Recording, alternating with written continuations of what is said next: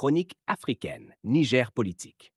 Le leader Mohamed Bazoum, naguère au sommet du pouvoir, est aujourd'hui un captif oublié dans les enceintes du palais présidentiel nigérien.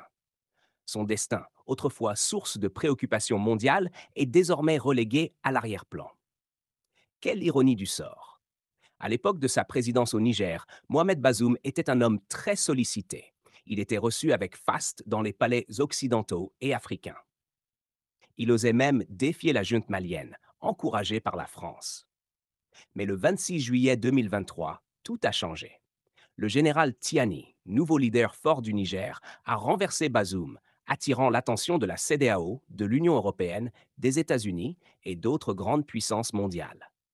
Malgré son renversement, Mohamed Bazoum se faisait toujours passer pour le président en exercice du Niger, même s'il perdait progressivement le contrôle.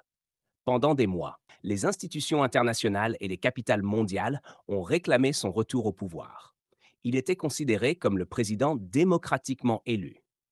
Mais la CEDEAO a finalement abandonné l'idée d'une intervention militaire pour le rétablir. La CEDEAO, soutenue par la France, avait initialement activé sa force d'intervention pour évincer les militaires au pouvoir.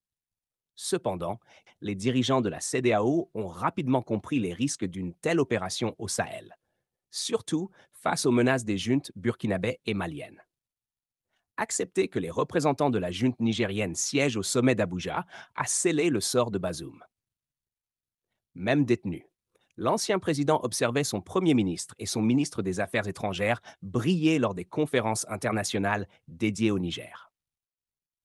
La CEDEAO a fini par céder, convaincue que l'intervention militaire ne résoudrait rien et que les sanctions contre Niamey nuiraient aux pays voisins. Les Occidentaux, initialement aveugles face à la puissance de Tiani et de ses alliés russes, ont finalement ouvert les yeux. Bazoum est désormais relégué au passé, entre les mains de la junte.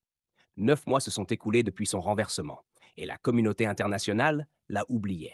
La junte l'accuse même d'une tentative d'évasion en octobre dernier.